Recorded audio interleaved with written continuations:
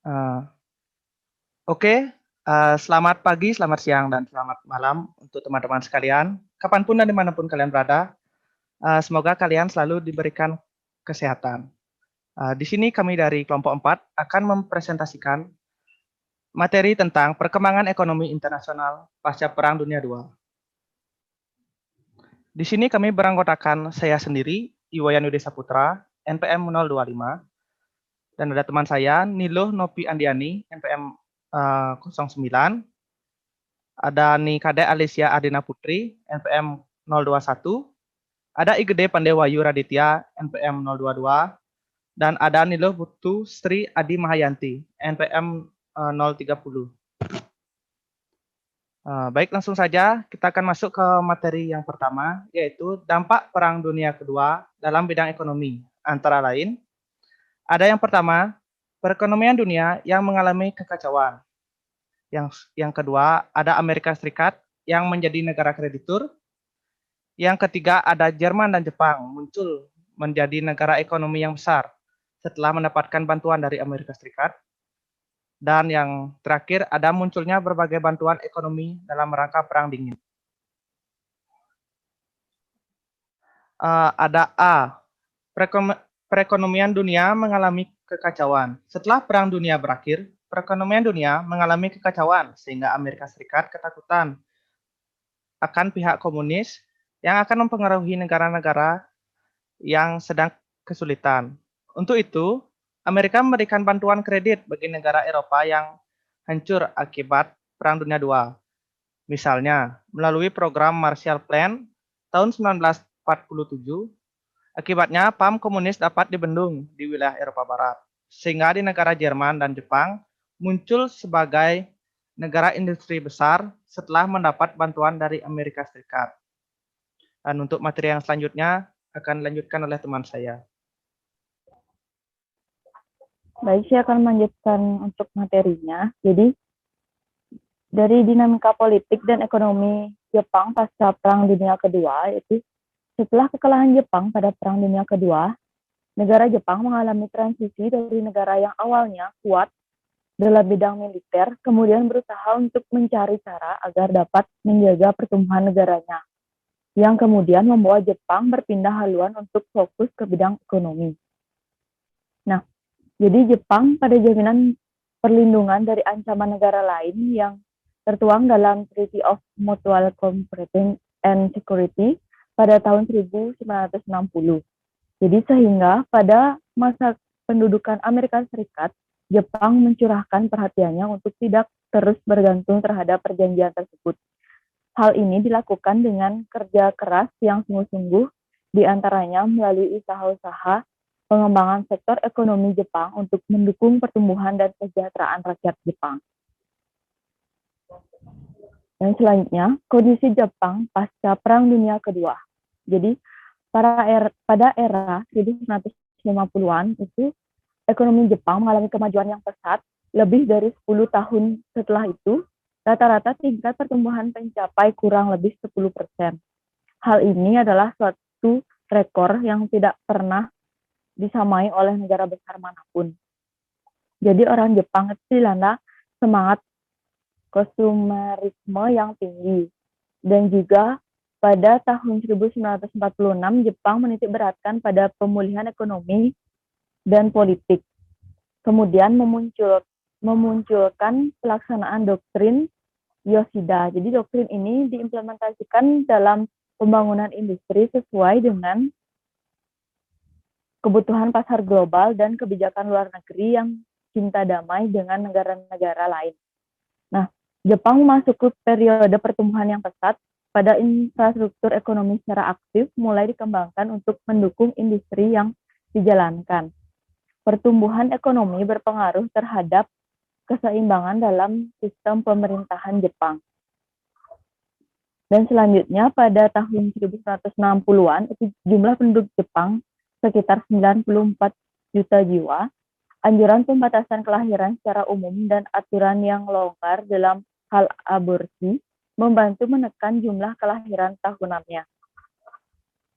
Walaupun jumlah penduduk kota semakin bertambah karena adanya urbanisasi dari desa ke kota, tetapi tingkat kejahatan di Jepang tetap rendah. Hampir semua keluarga Jepang mampu menyekolahkan anak-anak mereka sampai tingkat universitas. Dan pada awal tahun 1970-an, Jepang menjadi partner perdagangan yang pertama atau paling tidak nomor 2 terbesar di seluruh dunia. Dan adapun perkembangan ekonomi Jepang bisa dibagi menjadi beberapa periodisasi. Dan selanjutnya pertumbuhan ekonomi Jepang pasca Perang Dunia Kedua. Jadi usai kekalahan Perang Dunia Kedua, itu Jepang mengalami pemerosotan yang tajam, membawa dampak yang negatif, kerugian finansial, bahkan hilangnya nyawa. Jadi akibat dari kekalahan tersebut, kerugian tercermin dari angka inflasi yang tinggi hingga lebih dari 100%.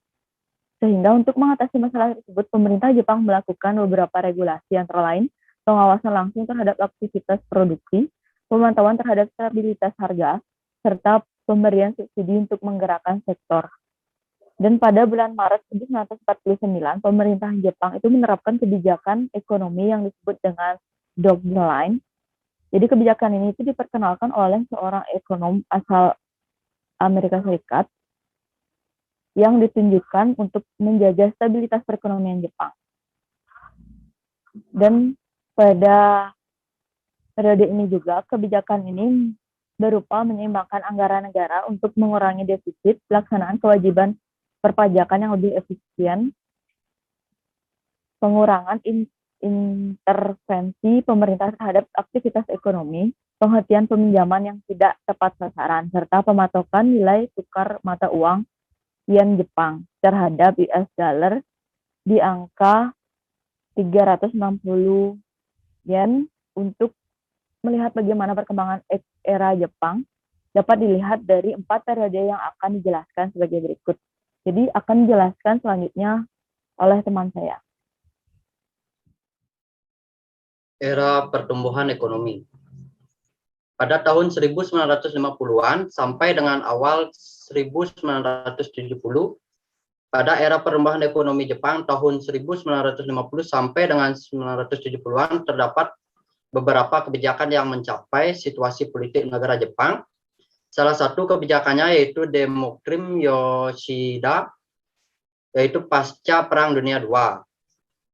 Nah, politik luar negeri Jepang terhadap Asia lebih banyak ditentukan oleh kepentingan ekonomi Jepang. Politik luar negeri Jepang ditentukan dengan secara langsung dan tidak langsung oleh pemikiran-pemikiran dasar dari Perdana Menteri Shigeru Yoshida pada tahun 1946 sampai dengan 1954. Doktrin tersebut dilakukan dengan sangat hati-hati. Nah, kemudian pada era oil shock, yaitu pada tahun 1970-an hingga akhir 1980-an, yaitu Jepang sebagai pemain utama dalam ekonomi global. Munculnya kekhawatiran di antara negara-negara Asia Tenggara mengenai peranan Jepang. Nah, Jepang sendiri muncul sebagai kekuatan ekonomi raksasa yang dikhawatirkan sebagai kekuatan ekonomi yang eksploitatif. Namun, Jepang berusaha untuk menghapus anggapan negatif tersebut melalui aliran besar program-program bantuan atau grant, yaitu pada tahun 2003. Pada tahun 1977, Perdana Menteri Fukuda Taikeo berusaha untuk memperluas hubungan politik dengan negara-negara Asia Tenggara saat perayaan ulang tahun ASEAN ke-10. Fukuda memfokuskan pada ASEAN dan pada tema integrasi regional di Asia Tenggara, di mana ia mencapai sebuah PAN sampai ASEAN. Nah, kemudian pecahnya gelembung ekonomi atau double brush yang dekade yang hilang pada yaitu awal 1990-an hingga sampai tahun 2000-an. yaitu Jepang mengalami stagnasi perekonomian akibat sistem kekuasaan yang tidak stabil. Kemudian serta buruknya kredibilitas perbankan yang jadi pemicu ekonomi double yang ditandai dengan melonjaknya kredit macet. Dan di sektor properti dan merosotnya nilai hingga 50% di bursa Tokyo Stock Exchange. Bukan hanya itu saja, kemudian perusahaan Jepang yang mengalami penurunan kapasitas produksi, meningkat jumlah utang, serta kelebihan jumlah tenaga kerja. Pecahnya gelombang ekonomi atau double brush membawa ekonomi Jepang masuk ke dalam resesi yang berkepanjangan. Kemudian dilanjutkan oleh teman saya.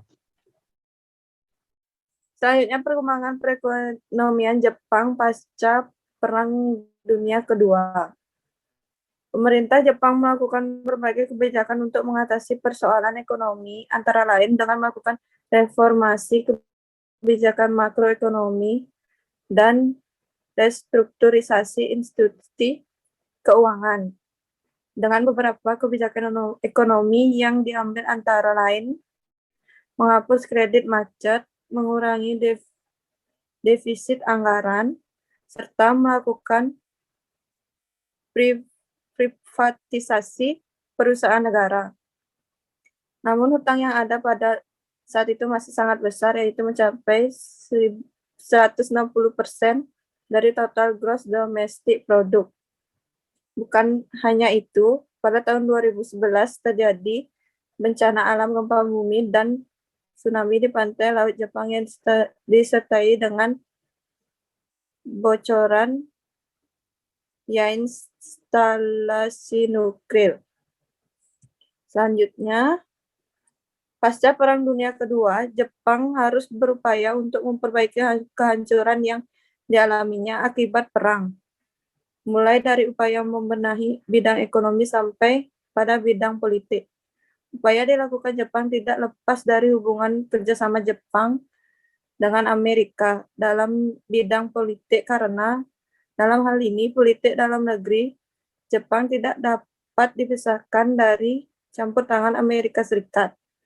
Sesuai dengan isi perjanjian San Francisco tanggal 8 September 1951, di mana Amerika Serikat masih tetap menduduki wilayah Jepang dengan alasan melindungi dari ancaman pihak luar. Selanjutnya akan dilanjutkan oleh teman saya. Baik, saya akan melanjutkan presentasi selanjutnya, yaitu perkembangan perekonomian Eropa Barat pasca Perang Dunia II. Dilihat dari sudut pandang ekonomi, kebijakan luar negeri Amerika Serikat dalam pelaksanaan program Marshall Plan merupakan kebijakan yang dibuat dengan memperhitungkan perubahan pasar akibat terjadinya perubahan pada sistem moneter internasional, terutama perubahan yang terjadi di wilayah Eropa. Hancurnya sistem moneter internasional pada periode antara dua perang dunia ini berakibat pada hancurnya mekanisme pasar bebas dan menurunnya volume perdagangan internasional. Penurunan volume perdagangan internasional di Eropa Barat menyebabkan penurunan volume ekspor Amerika Serikat ke kawasan itu, sehingga menyebabkan Amerika Serikat terancam kehilangan pasarnya di Eropa Barat. Untuk menyelamatkan pasarnya di Eropa Barat, Amerika Serikat memperbaiki sistem moneter internasional dengan membentuk sistem Bretton Woods bersama Inggris, dan Amerika Serikat juga memberikan bantuan ekonomi kepada negara-negara yang ada di Eropa Barat. Kedua tindakan Amerika Serikat tersebut mengakibatkan perekonomian Eropa Barat dapat dipulihkan dengan cepat dan pertumbuhan ekonomi Eropa Barat mengalami peningkatan. Pulihnya kembali perekonomian Eropa Barat meningkatkan volume perdagangan antara Amerika Serikat dengan negara-negara Eropa Barat, sehingga pasar Amerika Serikat di Eropa Barat dapat diselamatkan.